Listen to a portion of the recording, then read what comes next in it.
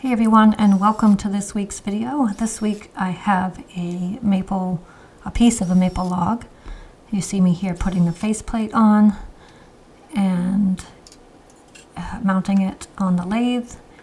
And starting out with this, at this point in the video, I am thinking that I'm turning a bowl. At least that was the thought. That tool right there is to inset the inset screw, make sure that the faceplate and the log doesn't come flying off the lathe. So starting out here with the Carter and Son bowl gouge, and I'm only about 350 RPM at this point.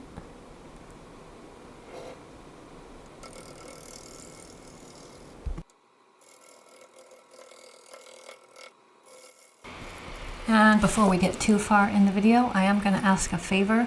Please, please, please hit that like button. It helps the YouTube algorithm and it helps my channel grow, which in turn helps me make more videos like this. So hit the like button, don't forget the bell icon, and if you haven't subscribed, hit that subscribe button. It is free and I release a new video every week. So I'd love to have you along for the ride. Thanks in advance. Stopping to check the progress and make sure that I don't hit my knuckles on the corner. And it's pretty sharp there, so I was just making sure where it was.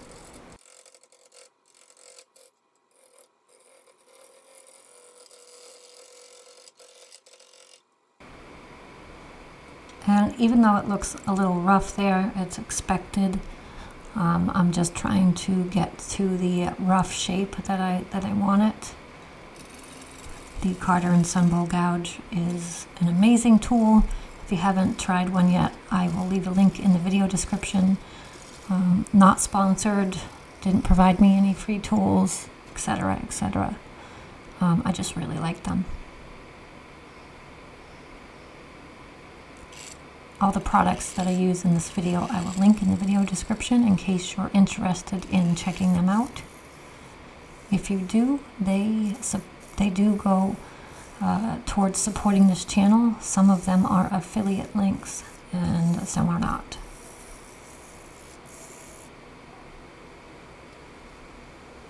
I didn't notice this shaving on the camera lens, but it will go away here in just a second.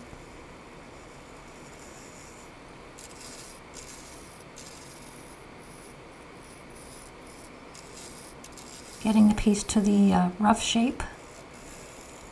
So I was able to turn the speed up. We're around 650 RPM right now.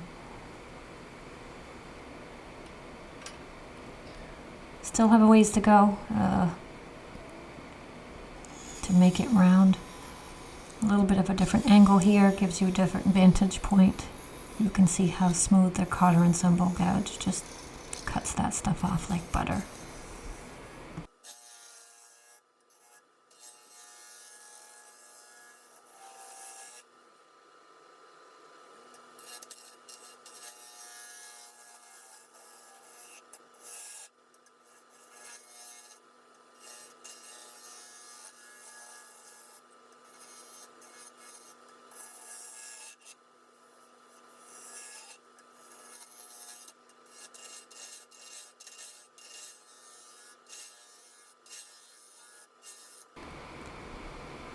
And it was around this point in the project that I figured out that I wasn't turning a bowl anymore, that I was deciding to go a different way. I know, surprise, surprise.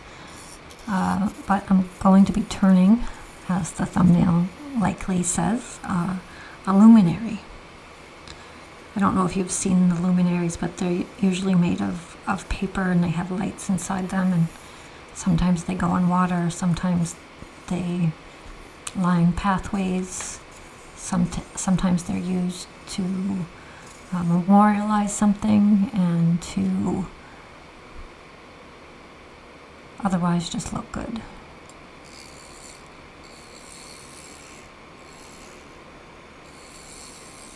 So having decided to make this a luminary, the shape that I'm going for is a circle in the middle, but on the ends it has, as I think you can see there, a little downturn, one for the top and one for the bottom. And I decided to use a tenon here, which is what you see me working on with the Carter & Son skew chisel, and then back to the bowl gouge.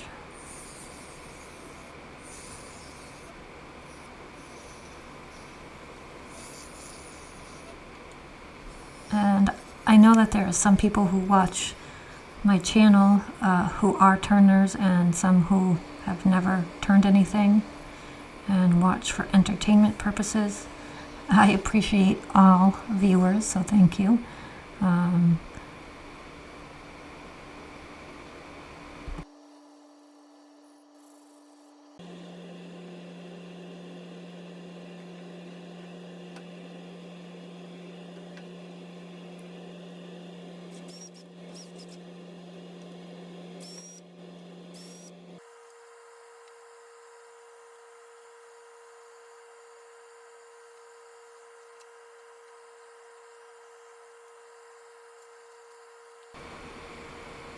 So using the tenon here in the 4-jaw chuck.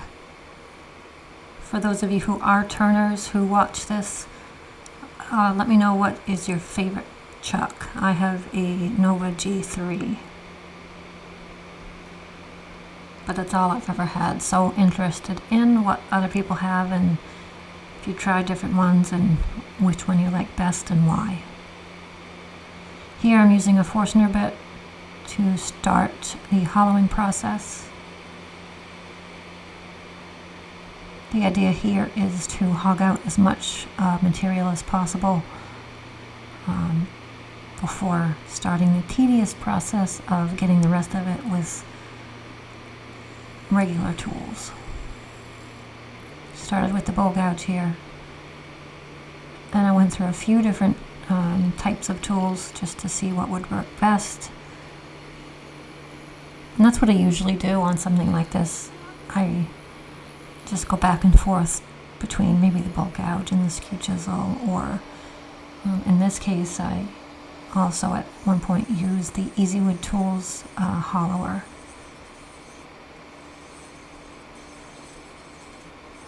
Don't tend to get tied to one particular tool, although if you've watched any of my other videos, you know, my go-to tool is the Carter & Son 5/8 U-shaped bowl gouge.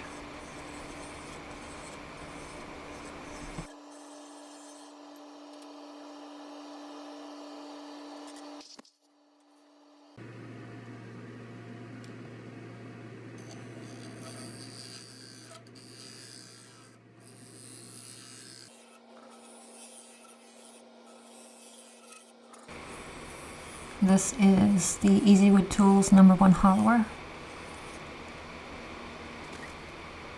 I'm using the air gun to clean it out, making a little lip on top of the piece here, widening the opening.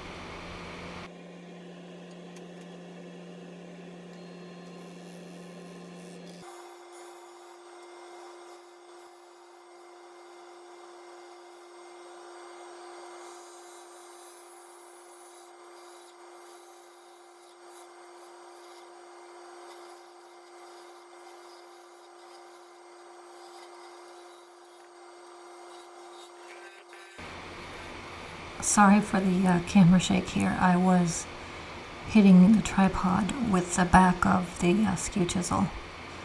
The skew chisel really worked amazingly well on this. I was surprised. And back to the hollower from Easy Wood Tools. You saw me using the calipers there a few seconds ago, just checking the thickness of the bowl. I keep calling it a bowl.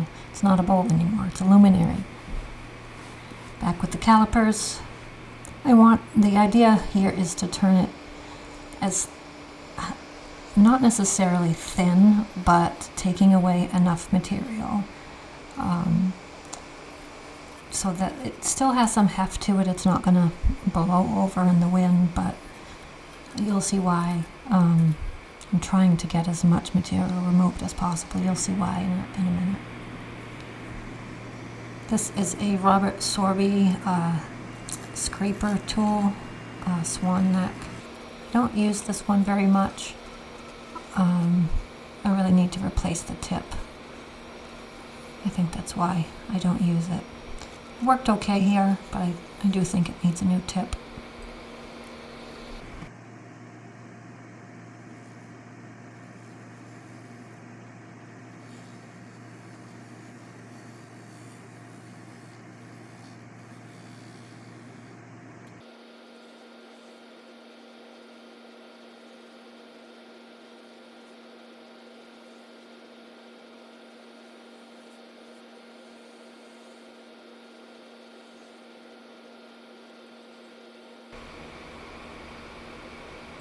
Taking some really light passes here with the bowl gouge. As you can see those tiny shavings coming off. And so this is why I wanted to get the thickness down as much as possible, because I'm going to be taking out this bark inclusion and leaving it open and making it a feature of the piece. This takes a while. I don't film at all, but as you can imagine, most of this was just with a chisel and the air gun and back and forth between the two.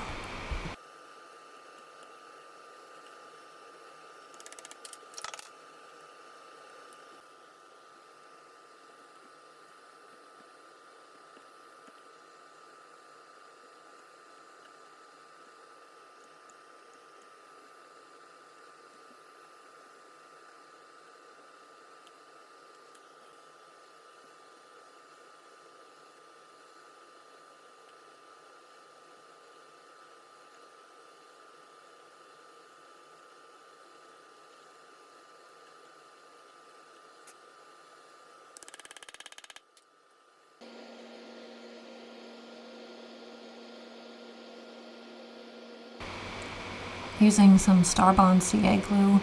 First I'm using the thin, which is here, just to let it seep down in. And then after that I did use some medium thick. I'm fine with the cracks. I didn't use black CA glue because I want it to be clear, and you'll see why at the end of the video. So denatured alcohol, cleaning it off, and then I'm going to be sealing it with sanding sealer.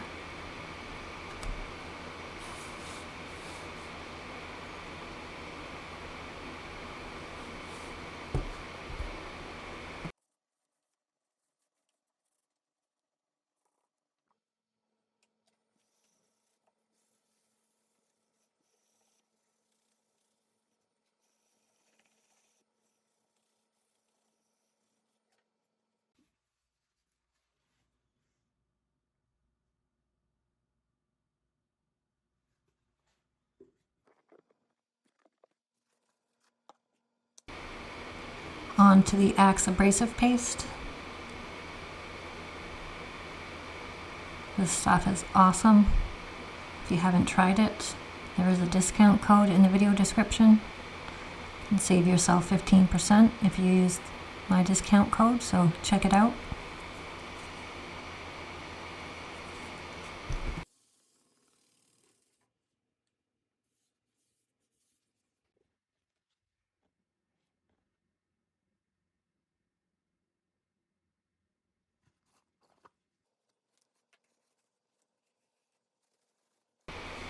And then on to the polishing paste, also from Axe. And you can watch this thing come to life. From this angle, it almost looks like a bean crock that my grandmother used to have. Just needs to be darker brown.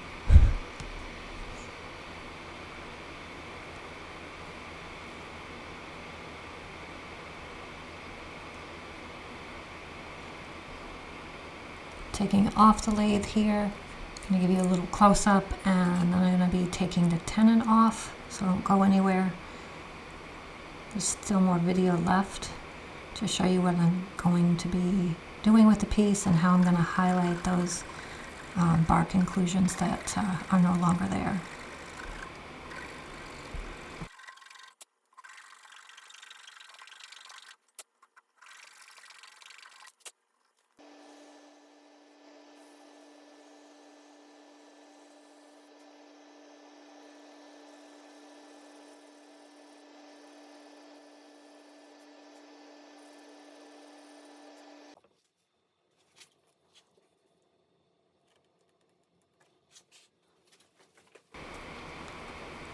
Using the branding iron to put my logo on and then sealing that in.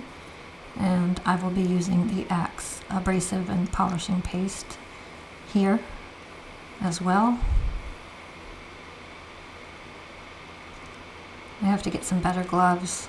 These ones just rip all the time, the fingertips. And this is how I'm going to be highlighting the removed bark inclusions. I have some LED lights that I picked up at Home Depot. Not very expensive at all, about 10 bucks. And with the LEDs in there is a bark inclusion on each side. I'm showing the biggest one here, but